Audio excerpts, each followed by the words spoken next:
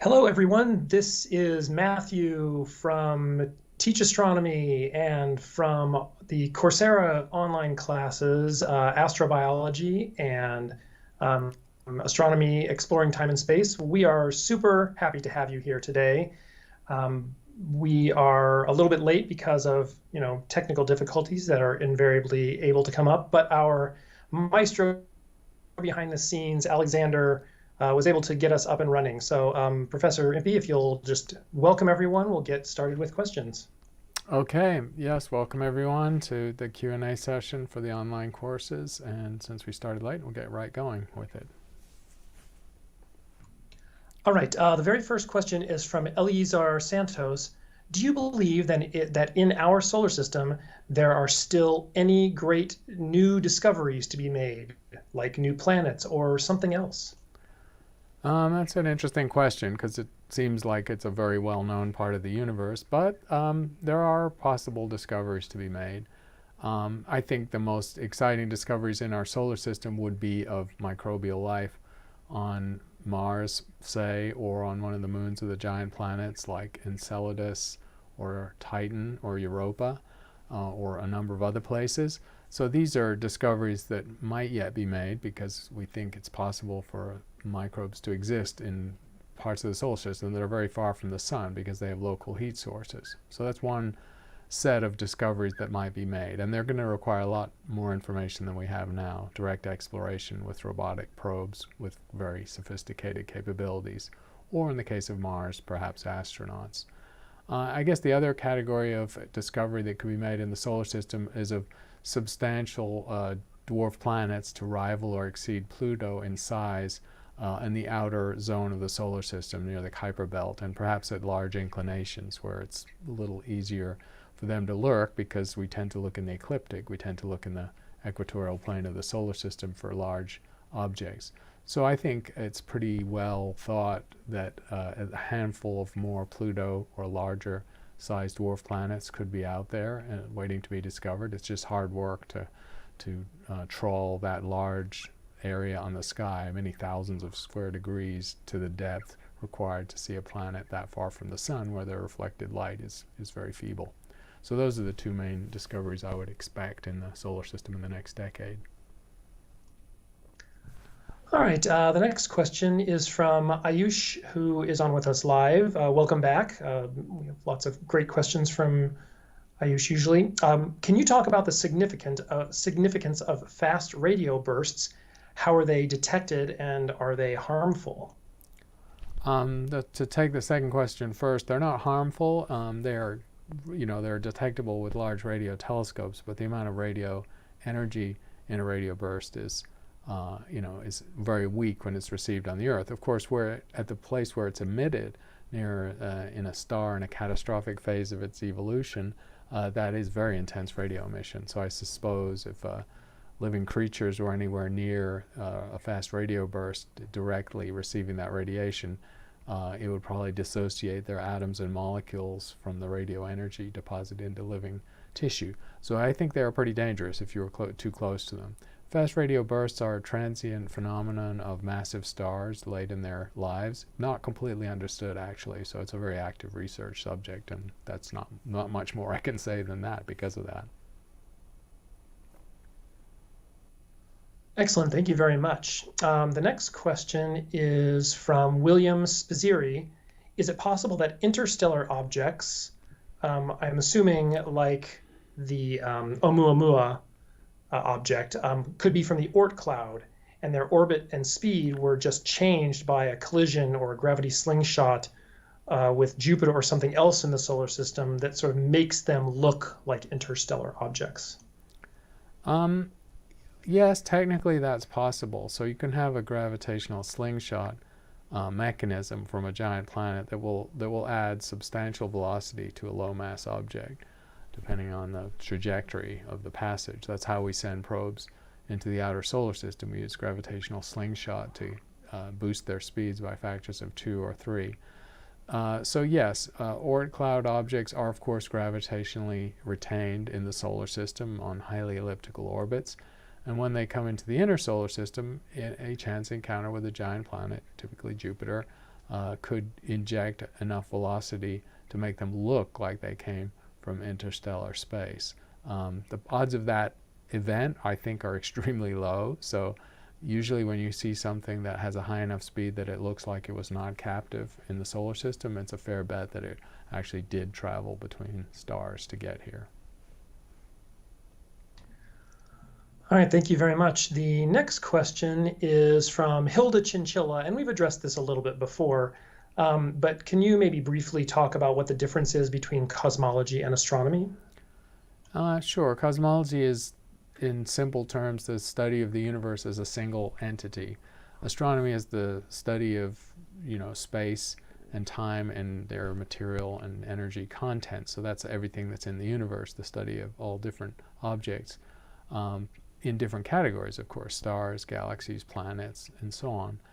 Cosmology is the study of the universe as if it was a single object. In other words, what's its history, its size, its mass, the contents in general terms, just numerical terms.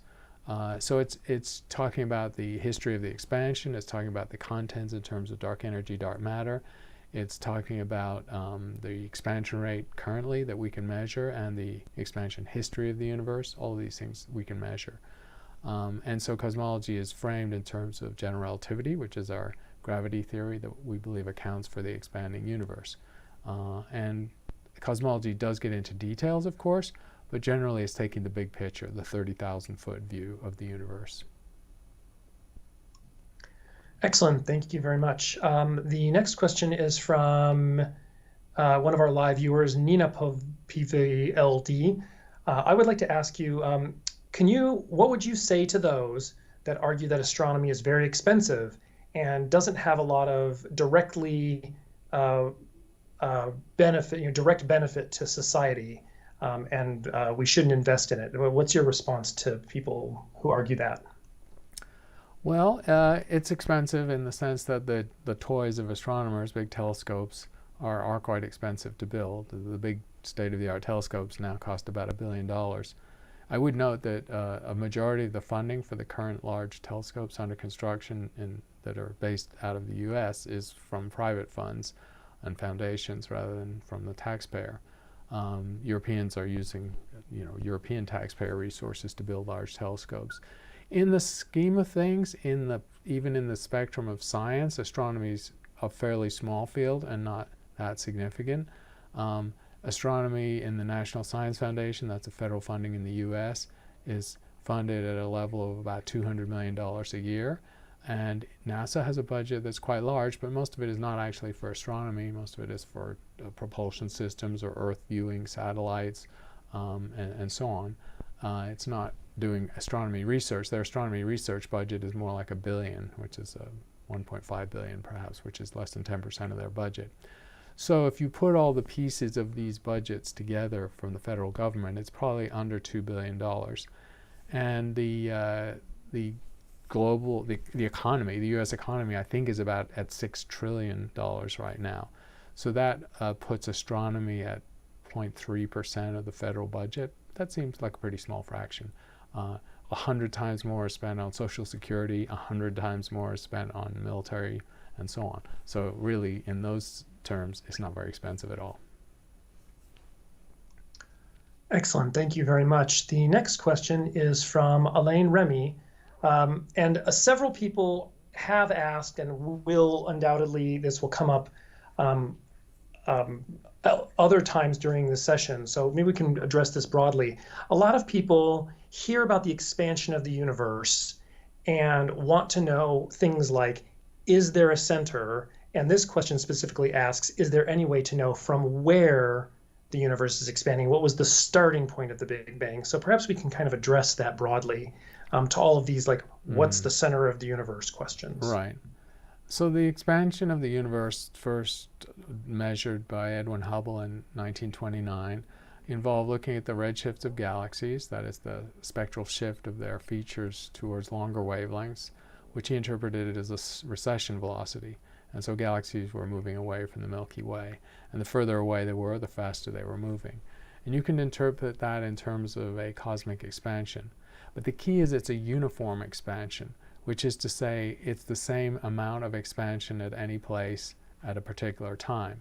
In other words, if we move to a different galaxy and observe the universe from that galaxy, we would see exactly the same expansion, all galaxies moving away from us. And so because it's a uniform expansion in 3 dimensions, there's no center to the expansion. There's no way to define a center because every galaxy sees all other galaxies moving away from it. And so all galaxies are equal in that. And that's why it's not possible to assign a privileged position or a center to this cosmic expansion.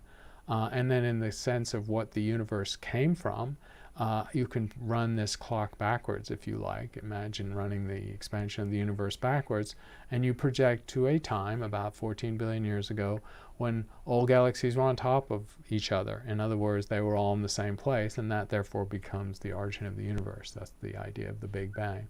And so again, every galaxy is involved in this expansion, and they were all together at the beginning. This is actually before they formed, when the universe was a hot gas. And so again, no center to the expansion. Also not necessary that the expansion occurs into an external medium, because the description of an expanding universe in general relativity doesn't require it to be expanding into anything. That's an unnecessary hypothesis, so we don't make it. And therefore, the universe is a sort of self-contained, expanding space-time continuum. Excellent. The next question is from one of our live viewers, Moo Meow. How much do we know about the mineral worth of the moons in the solar system? And we could probably talk about asteroids and moons and the moon. Well, the mining potential of the solar system is clearly enormous. I mean, the Earth has been mined for a couple of centuries now, more than that actually, but on an industrial scale for a couple of centuries. And we've started to reach diminishing returns on certain mineral resources, and certain components of the Earth, like rare earths, which have a lot of value in industrial techniques. They're quite finite, their sources, and they're held by only a few countries. And then sometimes in unstable countries or countries that don't necessarily want to trade them with us. So having more resources would be a valuable thing. In simple terms, in terms of the material content of the lunar regolith or a metal-rich asteroid or other places in the solar system, there's a vast mineral wealth out there. I mean, trillions and trillions of dollars, more than the world economy by a factor of many. The question, of course, is a practical one, because if it costs more to return those minerals to the Earth than those minerals are worth, and obviously that's never going to happen, that's not going to be a viable industry, and it won't make any money. So it won't ever get off the ground. So the idea of realizing the huge potential mineral worth in the solar system depends on having a viable way of mining. And really that starts to come down to a few things. It will come down to the surface of the moon, because the moon is a proximate object, just 250,000 miles from the Earth. And there's technologies that are being projected where you could have a lunar elevator, which would bring materials up from the surface into zero gravity for essentially free using solar power. And that would make mining on the moon and then returning the material to Earth a viable proposition. For asteroids, it depends entirely on being able to find a near-Earth asteroid that you can deflect through rockets attached to it or other technologies into an Earth-Moon captured orbit. And then at your leisure, you can mine the asteroid, and when that orbit took it closest to the Earth, gradually bring the materials down to the Earth in staged descents. So that's possible, but it's fairly hard to do. And really, the viability of mining minerals in the solar system depends on being able to get them to Earth in a cost-effective manner. Excellent. The next question is from one of our live participants. Let's see. Fredel would like to know, do all stars emit waves on the electromagnetic spectrum, and do all planets and moons reflect light on the electromagnetic spectrum? Yes, all stars have internal temperatures that leads to fusion. That's the definition of a star. It's a star that generates its own energy by the fusion process. And so what we don't see, the fusion core, which is temperatures of millions of degrees, which would naturally emit X-rays, we see the outer cooler layer of the star called the photosphere. And those surfaces of stars, after the radiation has come out and degraded in energy, are at temperatures of, for a cool star, maybe a few thousand degrees, and for a very hot star, maybe 50 or 60,000 degrees. And so all stars will emit electromagnetic radiation. The smallest mass dwarf stars will emit long red wavelengths of light.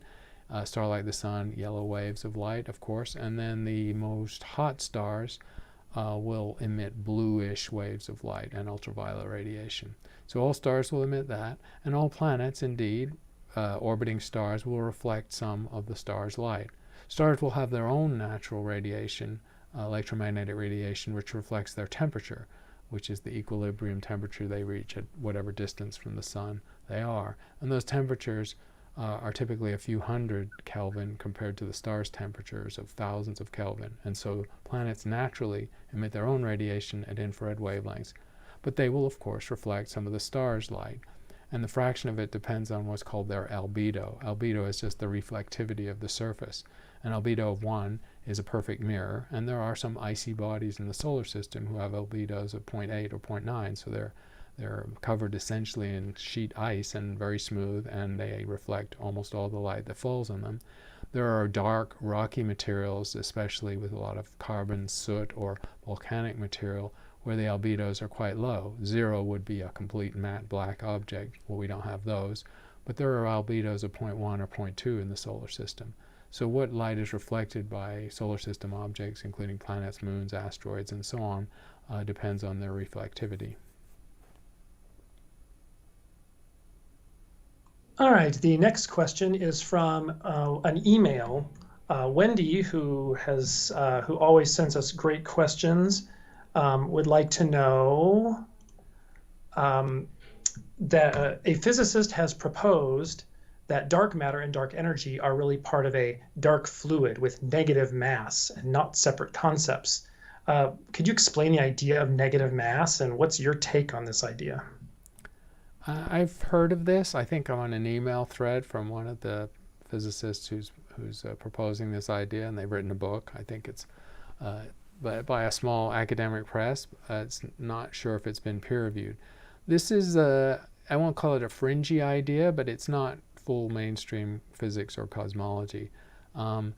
It's not easy at all to unify an explanation for both dark energy and dark matter, because they behave very differently. Dark matter behaves like a normal component of the universe in terms that it has mass, and so it exerts gravity, but it doesn't interact with electromagnetic radiation. Dark energy is something quite different. It's as if the vacuum has a fluid in it that has negative pressure and causes space to expand faster and faster. Now, you can have negative pressure in that sense without having negative mass. So negative mass is not a conventional physics concept, of course, because what does that actually mean? That's to distinguish negative mass from antimatter. Antimatter is just a form of matter that has an opposite quantum property such that matter and antimatter in contact release pure radiation. It's not clear in physics what negative mass means. So I have encountered some of these ideas, and I don't find them convincing because they don't necessarily explain the observations that well. And the observations that I'm aware of that impute dark matter and dark energy in the universe come from very different sources. They're very different types of data, and it's not obvious to me at all how you can unite them. The next question is from Asini Thisara, who would like to know whether it is true that the night sky that we see, the stars are old because they are many light years away from us. Is that true, and can you explain how that works? Yes, we see old light in the sky because light has a finite speed, 300,000 kilometers per second. Now that's very fast, but that means we see the sun as it was 8 minutes ago, not as it is right now. The width of the solar system is about 5 hours, so we see light from outer solar system objects as they were hours ago, and nearby stars as they were years ago. Proxima Centauri just under 4 light years. So that light was emitted 4 years ago. The brightest stars in the night sky vary quite a lot in their distance. Some are giants that are at quite large distances. The stars in the Orion constellation, several of those, the ones near the nebula that are part of that system, are about 1,300 light years away. So their light was emitted in medieval times, and now we're just seeing it.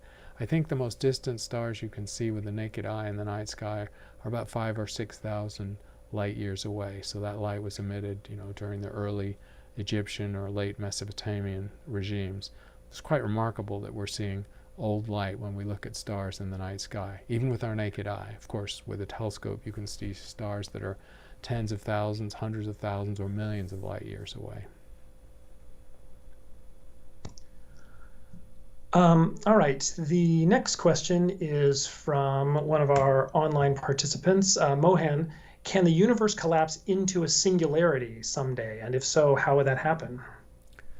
The idea that the universe might one day collapse was on the table in the early part of the 20th century when we learned about the expanding universe and looked at the models of an expanding universe, because the general relativity that explains expanding space-time can also accommodate contracting space-time.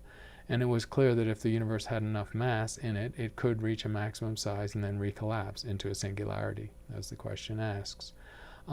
Everything we've learned in the second half of the 20th century and more recently suggests that this isn't going to happen, because the universe simply doesn't have enough mass, including the dark matter, to overcome the expansion. Moreover, dark energy seems to be making the expansion accelerate. So therefore, it's really been taken off the table that the universe will recollapse into what people sometimes call a big crunch. The next question is from Miguel. If a black hole captures one of the particles of a nearby pair production, how does that affect conservation of charge in the universe? That's a good question. So you imagine a virtual pair being created near the event horizon of a black hole, and it could be an electron and positron, for example. So if the one of these members of the pair goes into the black hole, it's lost, and so you've violated charge conservation. So it is in fact true that the individual process of capture of pair creation at the event horizon of a black hole violates conservation of charge. However, on average, there are going to be equal number of cases where the antiparticle goes in and the particle gets out, as the particle going in and the antiparticle getting out. So on average, this process doesn't violate charge conservation. All right, the next question, and this is a great one in my opinion because I have the same question. And the question is from Jim McLeod, who would like to know, who does it fall upon to repair the broken cables and damaged sections of the Arecibo telescope, which has now suffered a second round of damage? Can you talk about that whole process and what you know about it? This is unfortunate. We're talking about two incidents in the last few months where Arecibo's suffered a near catastrophic failure. Remember, this is a huge facility. I've been there a number of times, not recently, but it's a 300-meter or 1,000-foot dish. The three towers that hold the cables that suspend the receivers above the dish are each the size of the Washington Monument. This is an enormous structure, but it's also worth remembering it's old. It was built in the 1950s, so it's 60-plus years old. And this kind of, we have bridges, of course, that don't fall down after 60 years. Some do. So it's old, and it's showing some wear and tear. So it had a cable break a few months ago, and that punched a sort of 100 square meter part of the mesh out. And then, unfortunately, what happened was, before they were able to fix that, the redistributed stress on other parts of the telescope caused a second failure. So the second failure was a direct consequence of the first failure, which they hadn't had time to fully fix. And this was a more dramatic event. Neither event hurt or killed anyone, which is great, because there are technical staff working there, often up above the dish, hundreds of feet above the dish, suspended. But these are very difficult things to fix because this facility is, there are enormous the towers and the central suspension is holding tens of tons of material above the dish, and it has to be suspended by enormous cables which go deep into piles in the ground in those three directions and elsewhere. So once things get out of balance, it's a problem. The question of who fixes it, of course, is that there's always been contractors on call for Arecibo to deal with problems that it might have, and these are heavy engineering firms, mostly based out of Puerto Rico, where there are large construction companies who know how to deal with, massive constructions of the size of bridges and so on. So these people have been on call. I think the current problem they have is such that they need some very highly specialized engineering consultants to best understand the way to fix it, where there's not yet further problem or a catastrophic failure, which would happen if either of the towers, any of the three towers collapsed and the central suspended element crashed through the dish. That would be probably the end of Arecibo as a telescope. Looks like they can recover from this one if they do it carefully. They're using local resources, local engineering companies, and I think they retain consultants from engineering companies that Cornell used. Cornell was the university that was running Arecibo for many decades, and they also had heavy engineering companies on call. So I bet it's all hands to the deck, and the question of who pays for this, well, it's basically the taxpayer, because Arecibo is mostly funded by the government, although that changed about 6 or 7 years ago. The government said they weren't going to fund the full operation, so it's now a university consortium, some with some private money, that pay for the rest of it. I doubt that consortium can afford these enormous hardware costs, and since it is essentially a government facility, the government does indemnify its own hardware or facilities, so I suspect that's what's going to cover these fixes. All right, the next question is from Say Montreal, and I just want to mention and point out that we don't mind skeptics joining us, and we will address some of these questions, but it's really important to keep the discussion civil, and we're not going to be name calling, and I will put folks in timeout for doing that kind of stuff. So it's fine to ask critical questions about astronomy or about the topics that we're talking about, but let's keep it civil. So can you talk about how we reconcile Newtonian gravity being instant and Einstein saying that it is not instantaneous? How do we resolve that contradiction?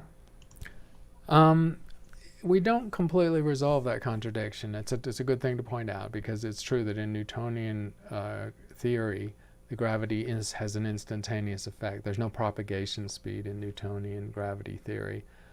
In Einstein's theory, there is a propagation speed. It is speculated that the force of gravity transmits through a fundamental particle that is hypothesized to be a graviton at the speed of light.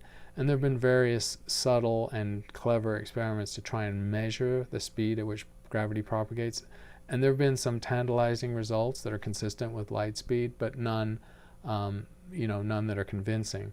Perhaps the best evidence of gravity's propagation speed comes from gravitational waves, which we now can prove because of direct detection that they do travel at the speed of light.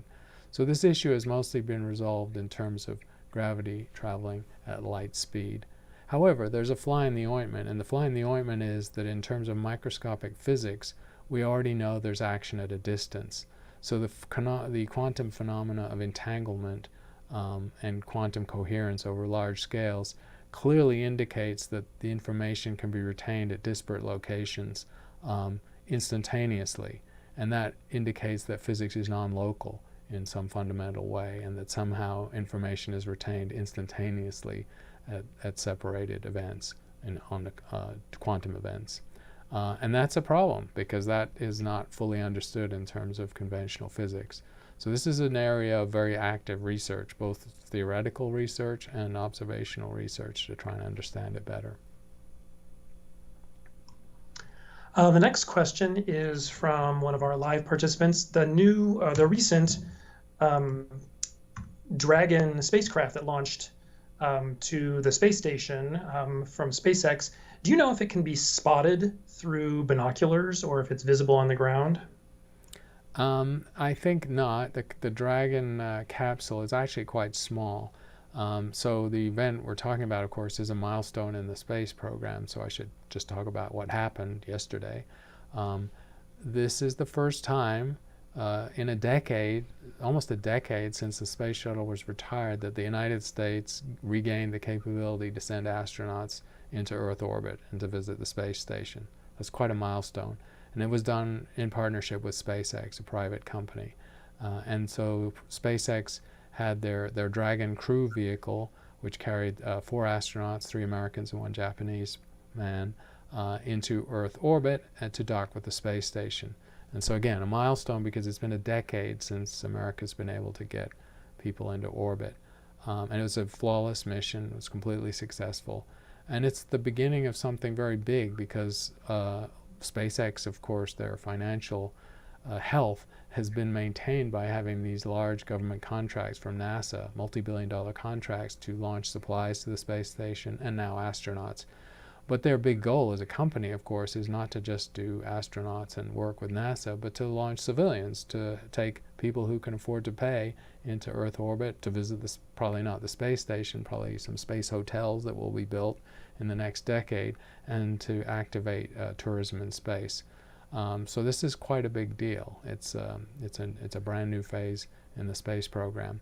But as far as the crew capsule, the Dragon crew capsule itself, it's relatively small, and when it's at 350 miles elevation where the space station is, I don't think you can see it. You can see the space station easily enough, and there are apps that'll tell you where the space station is. But at its orbital location, I don't think you can see the crew capsule without a telescope. Excellent, thank you. The next question is from John Barkley, who's on with us live. How is a meteorite found on Earth determined to have originated from Mars or anywhere else?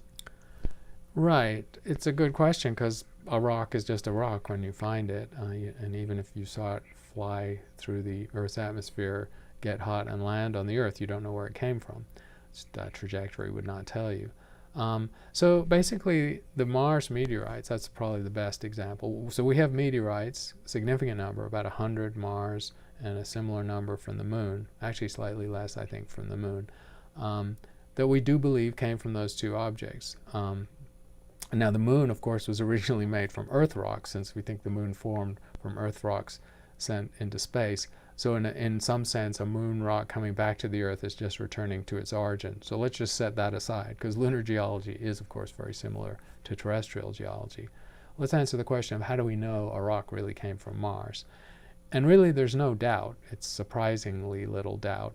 And it comes essentially from 2 aspects. It comes from the geology of the rock, that is the geomorphology of the rock, what the minerals are, what form they're in, the type of volcanism that might have produced them, because essentially almost every Martian meteorite so far is an igneous rock. There's maybe 1 or 2 sedimentary rocks, but mostly they've had a volcanic history.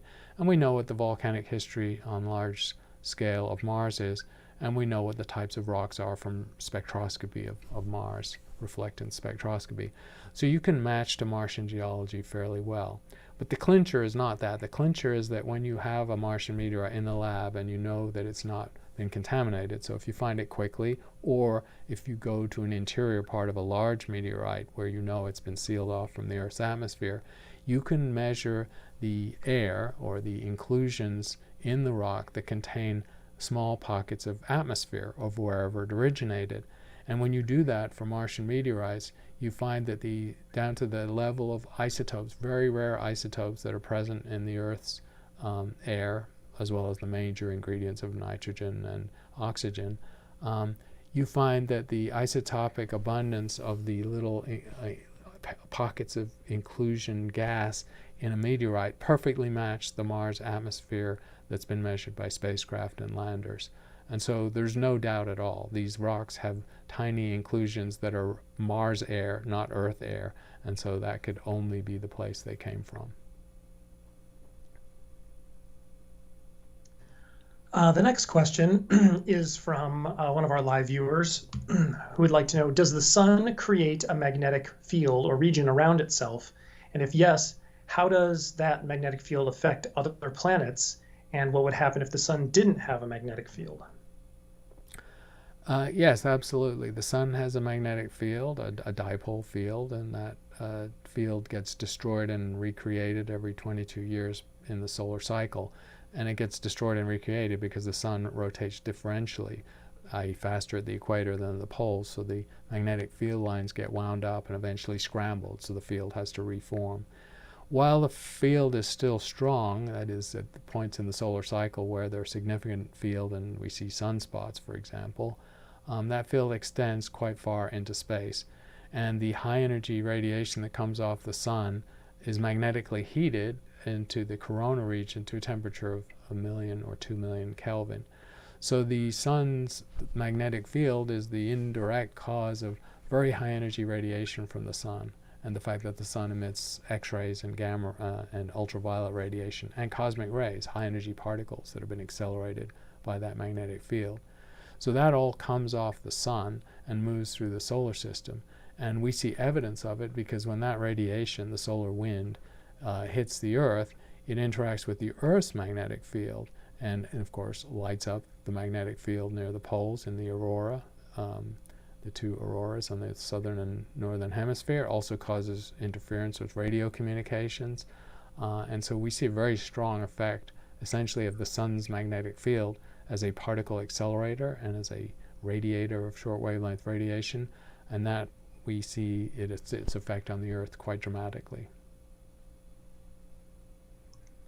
Our next question is from Ayman El Sadiq, who would like to know, why does nuclear fusion and fission stop at iron?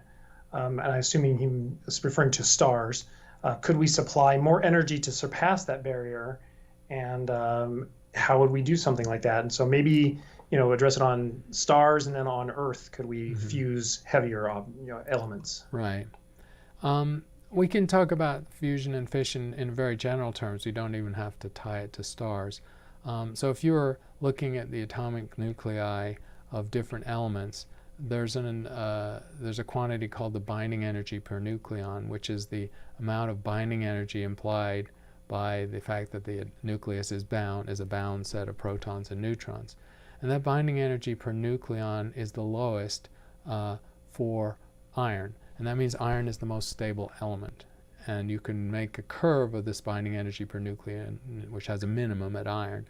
And what that means physically is that if you can make fusion occur, and that is making heavier atomic nuclei, you will get energy out of that process up to iron.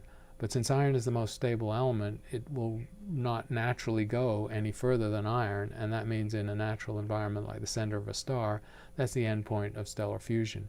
Because while you get energy out of the sun, say, by putting 4 protons together to make a helium nucleus, you no longer get energy out once you've got a hot iron plasma at the center of a star. So the processes stop there. And that's why fusion doesn't go above iron. Fission, of course, goes in the opposite direction. Fission is the natural decay of heavier elements towards the most stable isotopes, which are somewhere around iron and nickel in that part of the periodic table. And so fission is a natural process that also stops at the most stable elements in the middle of the periodic table. Now in nature, you can put extra energy in from different sources, and that will make fusion go beyond iron. Of course, that happens in the dying phase of a star in a supernova blast wave explosion, which clearly creates all the heavy elements up the periodic table. On the Earth, we're unable to make fission occur in a machine or in a reactor at all. So this is all just matters of physics for us. But in nature, the only place we see the fusion occurring is in stars. The next question is from one of our live viewers. Santiago would like to know, if gravitational lenses distort starlight, how can we know the exact location of the stars? I assume that the objects that are being magnified by gravitational lenses. Mm-hmm. Right, so it's a good question. You see these images and you can go onto the Hubble Space Telescope site. There are other ways to see them, but Hubble has some very great examples. And Hubble will show clusters where there are all these little arcs of galaxies where the light has been distorted, distended, and magnified. So what you do is you make a little model, just like you have an optical lens, which will create an image, and once you know the magnification of the lens, you can project back to what the object looked like. And we do the same thing in astronomy. We have a gravitational lens, and once we see where the images are in the image plane of this little gravitational optic experiment, if we know the magnification of the lens, in this case it's a massive cluster, so that would mean knowing the mass and the mass distribution of the cluster, then we can easily make a model and project back from the image plane to the object plane, which is where those galaxies were before they were distorted. So you can make a completely self-consistent mathematical model of gravitational lensing just with the information you see of the images and knowledge of the cluster that's causing the lensing. The next question is from an email. Gitanjali would like to know, how are binary stars formed, and why is it that most stars are found in binary systems?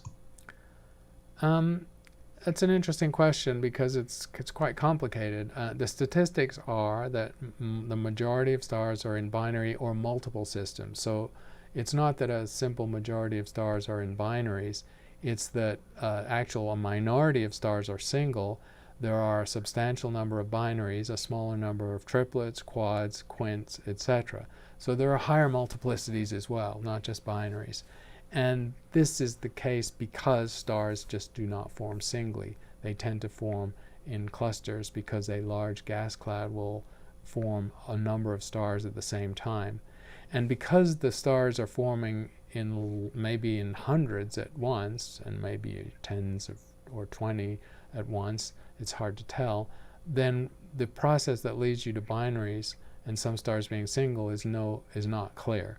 So one possibility is that the binary stars form together. They literally form in the same piece of space, and they end up in orbit around each other as they form. A second possibility, which is called fission, that as the stars are forming, the angular momentum, for example, is sufficient so that the star, as it's forming, splits into two and ends up as two stars. That's less likely than that they just formed and went into an orbit around each other. And the third possibility is capture. So when you have a binary system, it's certainly possible that it could have been a single star where there was a nearby passage of another star sufficient that it got captured into an initially highly elliptical orbit that might regularize or circularize over time. And we actually know that that process happens because we've seen that process statistically play out. We can't watch it in real time. So and it's not clear from the data whether, if you look at a set of binary stars, whether most of them happened by capture or they just formed as a pair initially. I think the evidence is that the majority formed as a pair originally and a minority of them were captured. All right, the next question is from one of our live participants. Supreme Scientist would like to know, is there any evidence that the planets in the solar system affect our weather on Earth, either short-term or long-term? And if so, what is it? And maybe generally you could talk about like how far or close or large things need to be in the solar system to affect each other. Right. It's not really clear that the planets affect us at all.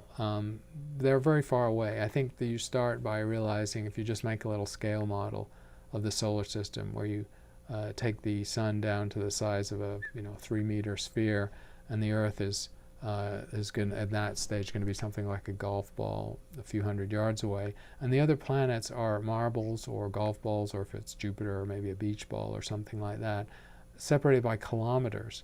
So the planets are very far from each other, and the only effect they could possibly have on each other is by gravity, and they do have some effect. The stability of orbits in the solar system is not perfect.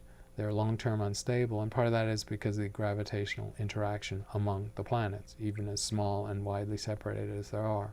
But apart from that gravitational interaction, which is subtle, they don't have any other direct effect on each other. The planets, of course, are only shining by reflected light, and that reflected radiation, when it comes back to the Earth, of course, is a tiny amount of radiation. That's why the planets are so much fainter than the sun in the sky, despite a couple of them being about as close as the sun is. So these are not going to have any other effect on us than their subtle gravitational effect. All right, the next question is from, again, one of our live participants who would like to know, sorry, I got a little turned around in my document here. Let's see, Varun is interested in the idea of multiple dimensions. Can you talk about the idea of, we live in a 3-dimensional universe or 4-dimensional universe, but then certain models predict more. Can you talk about what these dimensions are like and how there can be more than the 3 or 4 that we're familiar with? Yes, so the conventional cosmology, general relativity, is a 4-dimensional space-time continuum, so 3 dimensions of space and 1 of time that are connected mathematically in the theory. And that's the conventional view of space. That's the view we're familiar with, 3 dimensions, up, down, and sideways. So what is the possibility of higher dimensions? These possibilities come from frontier physics theories, essentially. The one that people have mostly heard of is string theory, which tries to explain fundamental particles and the nature of matter itself in terms of everything being composed of tiny one-dimensional strings of mass energy, only manifested at an extremely high temperature or energy. So we do not see these tiny one-dimensional strings. String theory's fundamental properties take place in a multidimensional space of 9, 10, or 11 dimensions. And so there is not one string theory, there are a whole set of string theories. And the more general theory that emerged in the 80s and 90s is called M theory, M for membrane. And the membrane theory, of course, accommodates all sorts of numbers of dimensions. You can have 5, 6, 7, 8, 9, and so on dimensional spaces. These spaces are described mathematically in formalism that was developed a long time ago, actually in the mid-19th century, by mathematicians who didn't know they were going to be making math that might apply to the real universe. They thought they were just doing pure math. So in pure math, you can easily talk about high-dimensional spaces, higher than 3. The fact that we might live in a universe like that, in terms of string theory or M theory, is quite exciting. It's important to remember 2 things. There is not one string theory or one M theory. It's a suite of theories that have been only limited exploration by mathematics. They're very difficult to work with. So it's not even known fully what the landscape of these multidimensional spaces is. And the second is that experimental verification of string theory, even applying to the world we live in, is really lacking. And so these remain in the realm of theoretical physics and of speculation, and nobody really knows how we would even access or show that these hidden dimensions, which tend to be compactified on very small scales and at very high energies, even exist. So it's unverified and speculative physics at the moment. All right, the next question, excuse me, is from an email. How can you differentiate the Higgs field from the other fields, such as the electromagnetic field, the strong and weak nuclear fields, and why did it take so much longer to discover it? Yeah, it's a good question. So physicists do tend to think in terms of fields when they talk about forces acting over distance or exerting influence in the material universe. They tend to like to describe these things in terms of fields. The most familiar fields, because the formalism has been around since Maxwell's time in the 1870s, is the electromagnetic field. And so these are electric or magnetic fields that exist through space that propagate signals at the speed of light, and that's electromagnetic waves. So we're familiar with the electromagnetic field.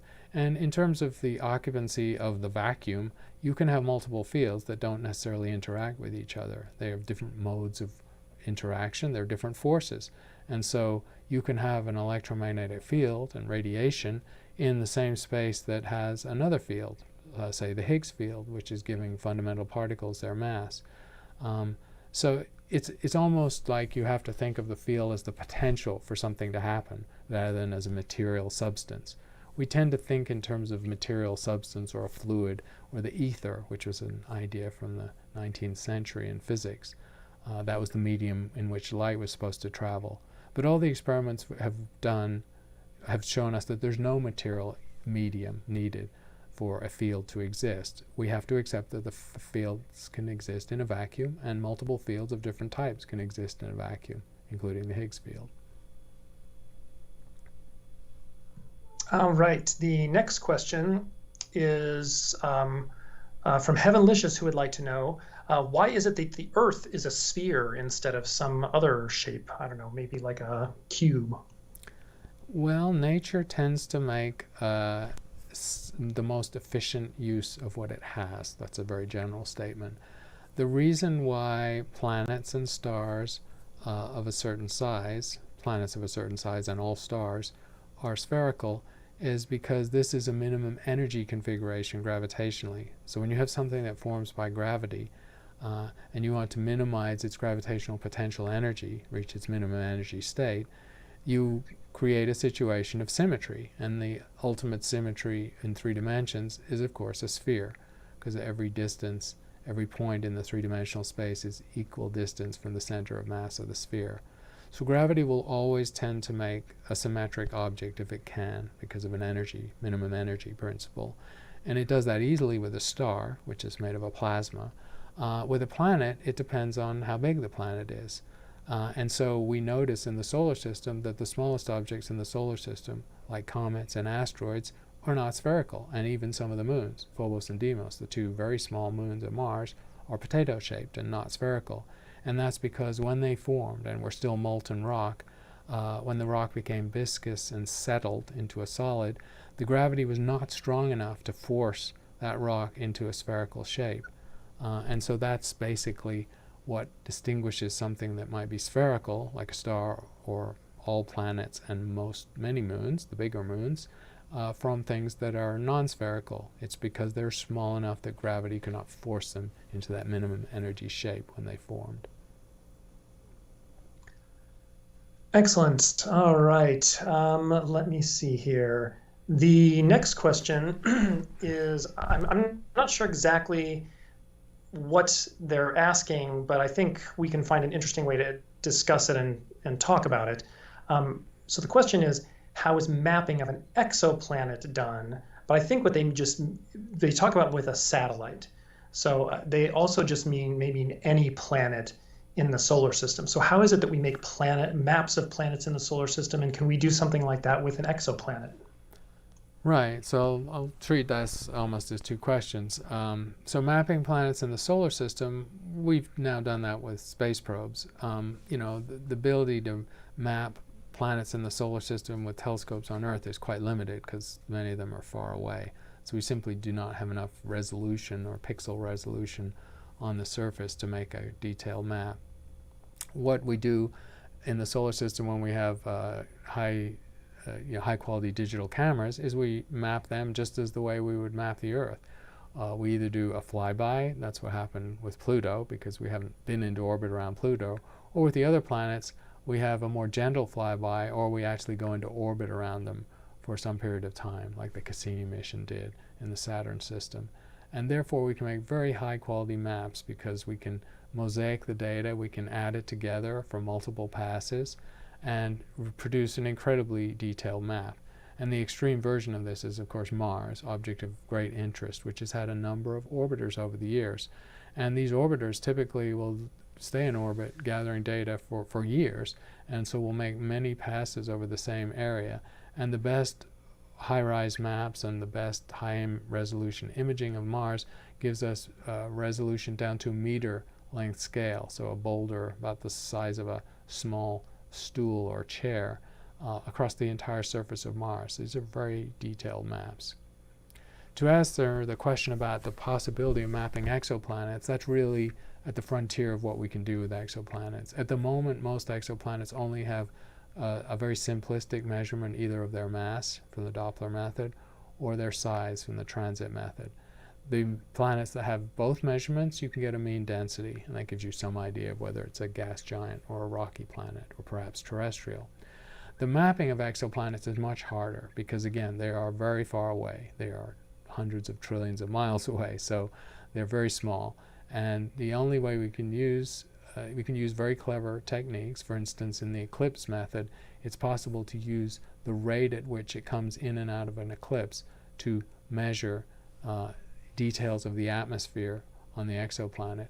It's also possible to use infrared mapping to indirectly, in the transit method, infer whether there might be weather on the exoplanet or whether there are cloud systems. But this is at a very crude level. I would say at the scale of continents rather than at the small scale we have weather maps on the Earth. And this work is only beginning, so I would say there's only a dozen or so exoplanets that have had any degree of mapping of their atmospheres or surfaces. We're definitely not at the level where we could see oceans and continents. That's some ways off, and some people think it may be several decades off before we can do that. All right, well, it is now 11:03, and I also want to apologize for everybody. I tried to fix the time zones in the email, and I missed a couple of things. I think I said Eastern Daylight instead of Eastern Standard Time. My apologies. I will be more careful next time. But the last question for today is by one of our live participants who would like to know, in a black hole merger, can a large black hole pull apart a smaller black hole into pieces? And what would that even look like? That's an interesting question. So, and it's not, impossible in principle. You could imagine such a thing happening because a black hole has extreme gravity and it also exerts a tidal force, and that is a stretching force. And so you can imagine as black holes approach each other and get ready to merge, that somehow the black holes could exert sufficient tidal forces for them to pull each other apart. But in practice, if you do the calculations of the gravity of the situation, that doesn't actually happen. So the tidal force is not sufficient to overcome the intense gravity that makes the object a black hole in its own right. All it does is it may distort the black hole into an ellipsoidal shape rather than a pure sphere. Now it already will be distorted from a pure sphere because it has rotation, and so it'll have a bulge in the equatorial plane. And as far as people know, and it's an interesting question because people have to do the calculations to understand this, it is not possible for black holes to disrupt each other when they coalesce. They will distort and distend each other, and those distortions will generate some of the gravitational waves that we measure. And as they merge, they will also oscillate. Imagine a pile of jello or jelly wobbling. It's like that, releasing gravitational waves, but they don't disrupt each other. So thanks for your questions. That was an interesting one to end with, and it was a good session. Thanks to Matthew and especially Alexander for jumping in and getting us back on the air and with not too much time lost. And we'll be with you again next week.